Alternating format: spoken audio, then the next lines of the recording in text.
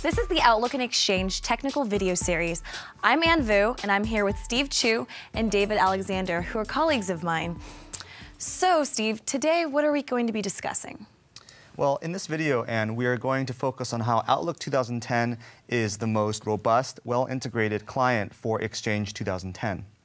Outlook is the premier collaborations tool for business professionals and the leading client in its industry.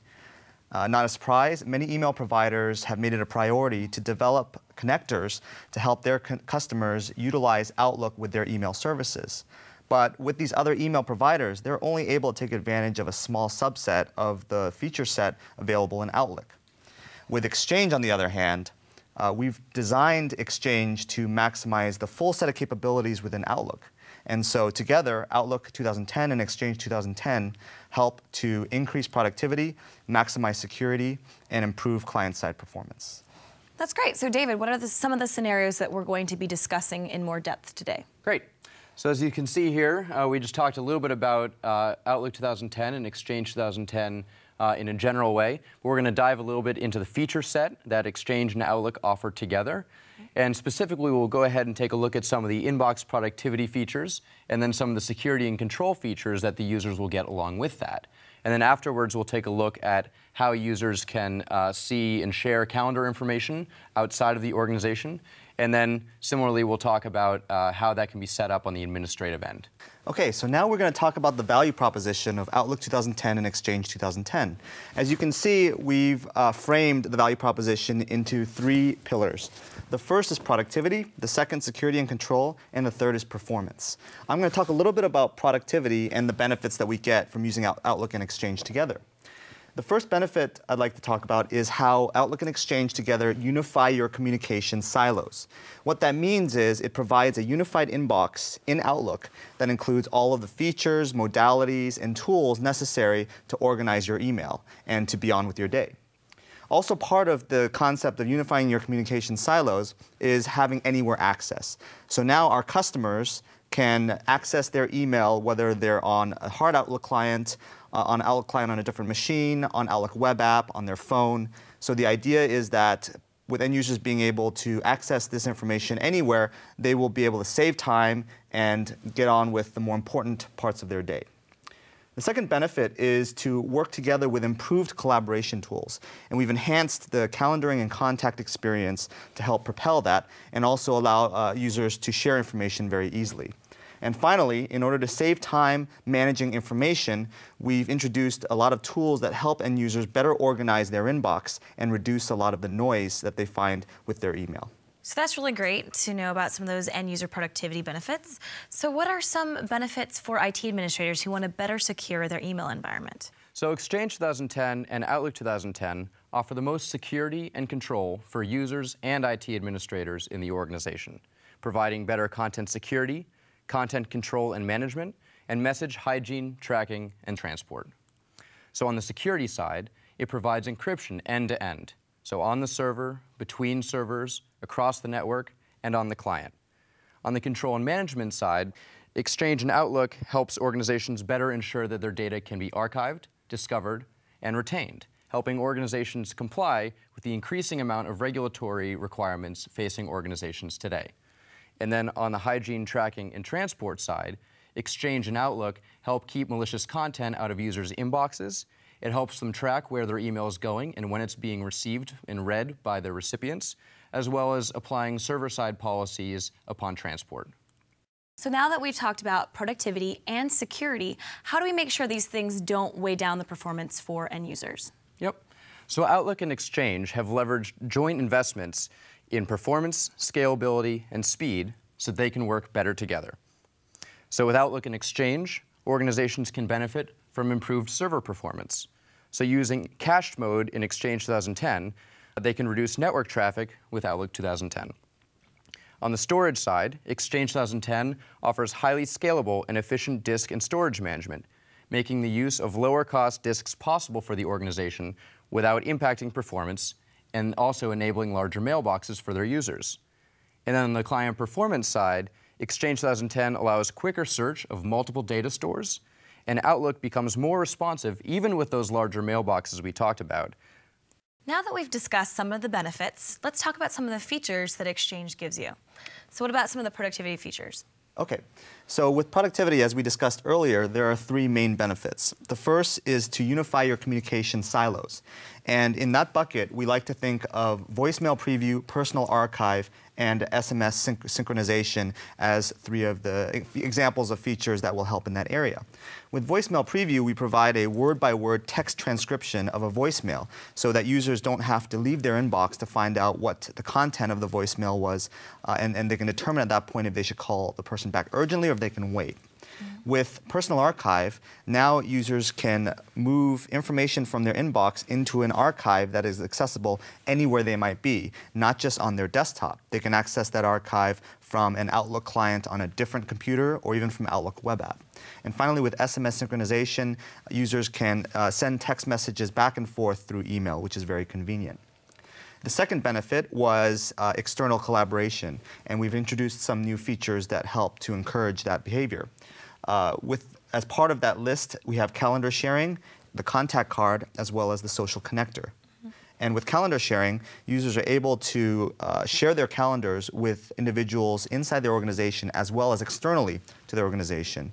And with the contact card, they can do the same, and the contacts can get updated through the global address list. And finally, with the social connector, it's able to import a lot of the contacts from different sources of contacts that the user might have and help them to expand their professional network. And the last benefit was helping to save time managing the inbox. And some of the new features we've introduced in Outlook and Exchange to help with that are Conversation View, which provides context to messages, Ignore Conversation, which allows users to set a server-side rule to automatically delete emails before they land on the inbox, and we have Mail Tips, which acts as an early warning system to prevent users from making mistakes or sending emails in the wrong way. That's really great. I love Ignore Conversation. I use it all the time. Sometimes I get added to an email thread that really doesn't apply to me, and I can just right-click, hit Ignore Conversation, and sort of mute that so it doesn't have to get noisy in my inbox. So let's talk about some of the security features that Exchange provides you. So I'd previously talked about how Exchange 2010 and Outlook 2010 offer content security, content control and management, as well as the hygiene, tracking, and transport. So on the security side, there's that encryption, that end-to-end encryption that I mentioned. On the control side, the personal archive that Steve just talked about really enables organizations to get away from unmanaged situations where users are keeping their outdated email in PSTs on their local machine and go to a more managed situation where that data becomes discoverable for the organization and better helps them comply with regulatory requirements. Organizations can also provide retention policies, which provide visibility to the users on the requirements that the organizations are imposing on how long they keep their email.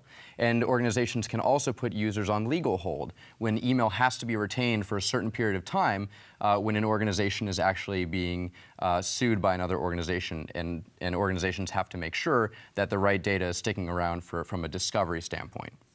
On the hygiene side of things, you see here, in addition to antivirus, anti-spam capabilities in the product, users actually have the safe and block list to which they can add users. So they can specify certain users that are safe, that they want to ensure that they get their mail from. They can also specify users that they don't want to get mail from anymore. And that helps make sure that from that point forward, the data coming into their inbox is the data that they want to receive. And those specifications actually sync with the Exchange server within 60 seconds to ensure that it's actually a server-side policy that the user is applying and not just a client-side one in Outlook. That's great.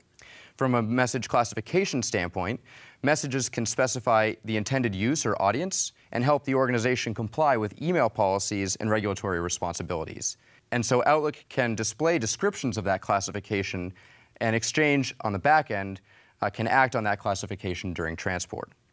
And lastly, for delivery reports, users have access in Outlook to see things like delivery receipts and delivery reports, as well as read receipts, so they know exactly what the status of their email is with the recipient that they sent to. So with all of these productivity features and as well as security features, what are we doing to make sure that performance is still really good for end users? Yep. So those joint investments that I mentioned earlier that Outlook and Exchange are making together really improve server performance, storage performance, and client performance. So the server performance I mentioned earlier, in cached mode, Outlook and Exchange allow you to free up some of the bandwidth in the organization. On the storage side, with Exchange's ability to use lower-cost disks without impacting performance, organizations can offer their users those larger mailboxes that I talked about. And then on the client side, users have faster access to many of their common tasks. So Outlook 2010, for a common set of tasks, can be 25 to 30% quicker than Outlook 2007 was. In terms of offline access, offline store files, or OST files, are used by Outlook in cached Exchange mode to store a copy of the mailbox so that users still have access to it even when they're offline. And then in terms of multiple Exchange accounts, users can actually connect up to 10 Exchange accounts to the same Outlook profile without any additional configuration being necessary in the organization. Steve, let's see some of these end-user productivity features in action. Sounds good, Anne. So the first scenario that we're going to demonstrate is inbox productivity from the end-user perspective. Just to set a little bit of context here, we're talking about Contoso Corporation, which is a fictitious company. They just implemented Outlook 2010 and Exchange 2010. They greatly value security and control and want to increase productivity among their users, and that's why they migrated to these products. Also, some of their users have complained of information overload and email overload, and so we're going to demonstrate some of the tools and technologies that will help address that. So you can see here that we are on Bob Kelly's inbox in Outlook 2010. Bob Kelly is on the compliance team at Contoso. And his inbox is piled with messages, some read, some not, as most of ours are. You can see here that the messages are actually sorted by date, and that has been the default sort order for Outlook. But new in Outlook 2010 is the ability to resort these messages into conversation view. And so if Bob goes here and clicks here, show as conversations, now you'll notice that the inbox becomes much more manageable. Now, the other messages haven't disappeared. They're still there. The difference is they are now grouped together as conversations. So if Bob comes here and clicks on any of these triangles, he'll be able to expand that conversation and reveal all the messages related to that thread. Now, you'll notice on the left here is what's called the reply trail. That's an indicator of messages that have been respondent to previous messages. And you'll see that some of these messages do not have a dot next to them. That means that the reply trail has split off. As you can see here, this is a different reply trail. You'll also notice that some of these messages include the date when they were sent. Those messages are in the inbox. But other messages are located in other folders, like the Send Items folder, or in this case, this message is in the Tailspin Toys folder, which is down here in Bob's mailbox. So this is great because a lot of users sometimes have trouble managing their email. They might want to copy an email into multiple folders, and then they start getting confused, and it gets messy. With Conversation View, users no longer have to worry about that. Whatever folder they're in, the conversation that they see will include all the messages related to that thread, even if those conversations are in other folders. So that's Conversation View. Now, Bob wants to go ahead and close this message and now take a look at the newest message that has come through. And it's related to his teammates forming a company football team. And he wants to play, so he's going to go ahead and click yes, count me in, and send. Now that he's done sending that email, he really has no use for keeping this conversation in his inbox. So what he's going to go ahead and do is move it to this recreation folder down here. But he realizes that a lot of people are going to be responding to this thread and wanting to join the football team. And so instead of just moving it, he's going to go ahead and right-click, click on Move, and click on Always Move Messages. And what he's going to do is not only is he going to move this particular conversation and its existing messages into the recreation folder, but what it does is it sets a server-side rule to ensure that all future messages related to this conversation also get moved automatically to that folder. And now he can ensure that only the most important emails are in his inbox, And if he wants to occasionally check the recreation folder for those emails, he can do that without having those messages cluttering up his inbox. This is great for people who use their inbox as the store for messages that need to be responded to urgently. Okay, now let's go down to this message here, come one, come all. And you can see this is one of those conversation threads that has gone out of control. Somebody sent an email to a distribution list and everyone is responding, please take me off this list, stop hitting reply all, and it gets really, really annoying. From Bob's standpoint, he might go ahead and delete this conversation because it's really useless to him. But he also realizes that, once again, a lot of people may respond to this thread moving forward, and so future messages will be coming into his inbox and he'll have to delete them one by one. So instead of having to going through that hassle, what Bob's going to do is click on the conversation, and up here there's a button on the ribbon called Ignore Conversation. And when he clicks that, he sees that the selected conversation and all future messages will be moved to the deleted items folder. Yes, he wants to do that. So now, similar to the Always Move option, he's setting a server-side rule to ensure that any future messages related to this conversation gets deleted, never lands in his inbox. And that's good for Bob because that was a very ugly thread. Okay, so now Bob's going to take a look at a voicemail he received from his legal counsel, Todd Meadows. And this is a great example of how the unified messaging card works in Outlook 2010 with Exchange.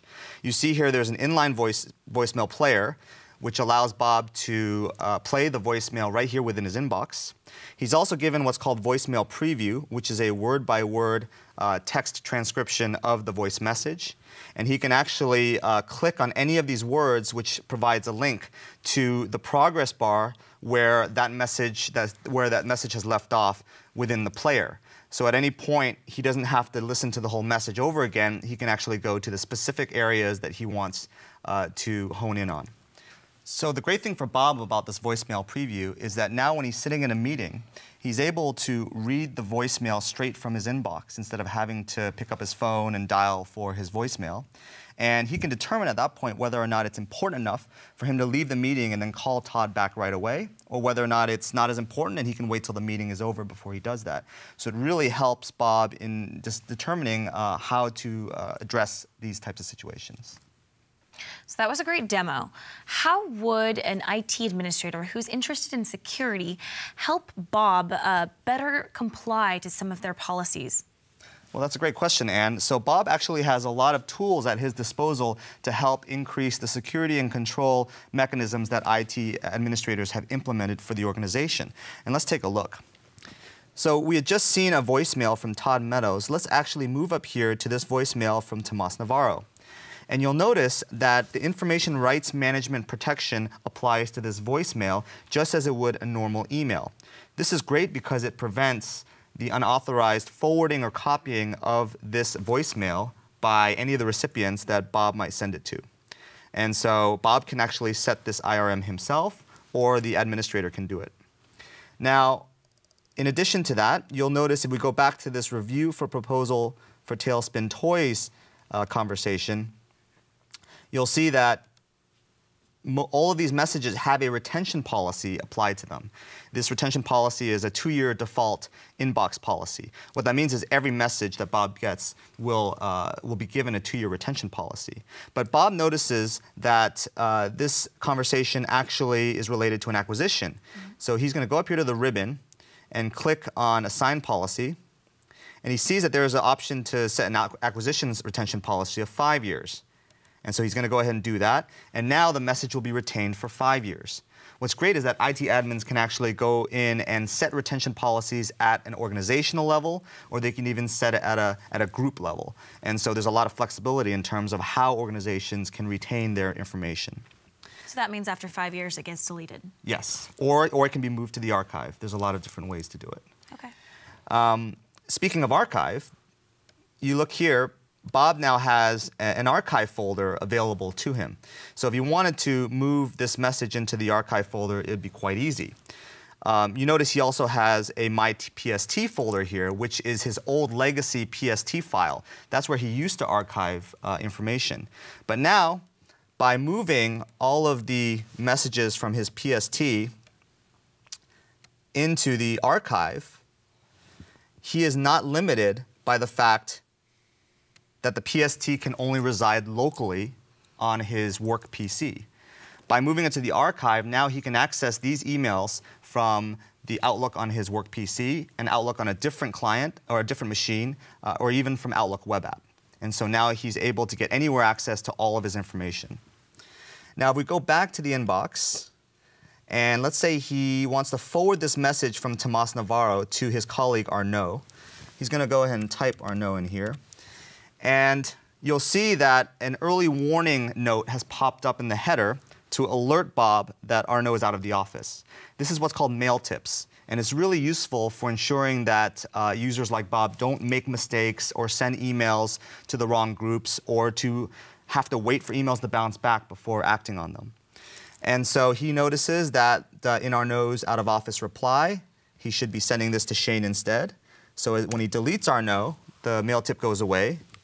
He types in Shane, and he's going to include Arnaud here in the CC. And you see that mail tip pop back up, and send. Now, this was an example of a mail tip for out of office, but mail tips can be applied to many situations. If, for example, an attachment is too large, if a distribution list is too big, if a distribution list includes external recipients, there's a lot of different ways to use the mail tip effectively for situations that Bob might run into. IT administrators can also set up custom mail tips. For example, Bob had asked his administrator to set up a custom mail tip for the executives distribution list. He noticed that a lot of extraneous conversations were happening with that executives distribution list, and it should really only be limited to important escalations. So you can see here from the administrator's perspective, all you have to do is go into PowerShell, type in this script right here, set distribution group, identity, executives, mail tip, and then the message that you want to appear. And as soon as that's typed in and entered, Bob can check to see if the mail tip, the custom mail tip, has worked. So he goes ahead and types in the executive's DL, and he gets a mail tip that says this distribution group is used for urgent escalations only, and that's exactly what he wanted, so he's happy. Thanks, Steve. So David, now we're going to talk about external FreeBusy. Yep, sounds good. Okay, I'll leave it to you two then. Great. Okay. So we discussed some really good end user productivity benefits with email, but sometimes it's easier to meet face-to-face. So how do we enable that scenario so it's easier for people to meet and have a conversation? Definitely, because we all know that sometimes it's just easier to actually have a conversation than type things out by email, right? Yeah. So in Exchange 2010 and Outlook 2010, we've made it a lot easier for users to share their availability and see when people are free to meet, both inside as well as outside the organization. In particular, Federated Calendar Sharing lets users share their calendars with other people outside of their organization. So let's go ahead and take a look, huh? Okay, let's go for the demo. So coming back right where we left off, in Bob Kelly's Outlook inbox, we see here that Bob and his boss Shane have been having a thread to discuss the status of a project by email with Brian, who is their consultant at an external vendor company called Fabricam, which is also using Exchange 2010. So Bob has decided here, you can see that the thread has kind of come far enough. They've made some changes, they've sent revisions, they've updated the requirements, and they've sent some proposals back and forth. Bob has really decided that the project has gone far enough by email that it's actually time for them to all go ahead and meet up to continue discussing. So Bob has the option here in Outlook to reply to the email with a meeting request, which immediately opens a compose form addressed to both Shane as well as Brian at Fabricam. And you see here, just like Steve was talking about in the previous demo, there's a mail tip that shows up immediately alerting Bob that Brian is outside of his organization. So the first thing that Bob notices about this meeting request is that the form has retained the subject as well as the past history of the email thread that he launched from. So Bob can immediately preserve the context of the conversation he was having without any extra work. So Bob now plans to flip over to the Scheduling Assistant tab, where he will be able to see the availability of the meeting participants, in this case, Brian and Shane. Now, traditionally, Bob could expect to see the FreeBusy availability information for Shane, since Shane is indeed in Bob's organization. But if Bob was scheduling with somebody outside of the organization, he would have trouble seeing anything other than the no information line like he sees in this example meeting request with Wendy, who's at Coho Winery.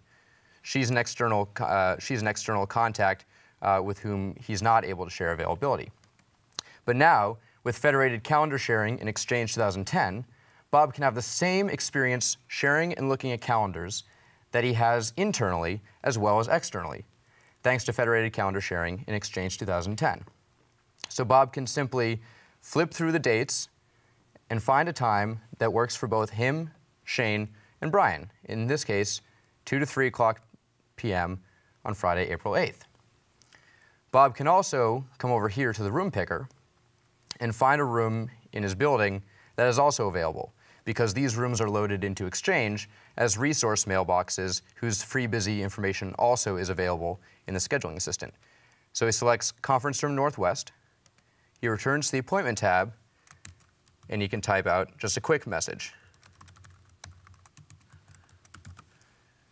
And now he can send it off after just a quick note. So Bob sends off the meeting request, and he can get back to all of his other work in his inbox, confident that Exchange 2010 and Outlook 2010 have really enabled him to quickly and efficiently set up time with his external contact, enabling him to then return to all of his other important work that he has to attend to. Okay, so Bob can share his calendar with people within his organization, as well as with people and companies that his company has enabled Federated Calendar Sharing with. What if Bob wants to share his calendar with people at other companies? What can he do then? All right, so to set this up for an organization, the first thing an admin needs to do is create trust with what we call the Microsoft Federation Gateway, seen in the middle of this slide. So each organization sets up a trust through certificate exchange with the Microsoft Federation Gateway. They prove to the gateway that they own the domain they're claiming to represent, which is done through the means of DNS records. In this process, the company has to enter specific DNS records for the domain that they wish to federate with the Microsoft Federation Gateway.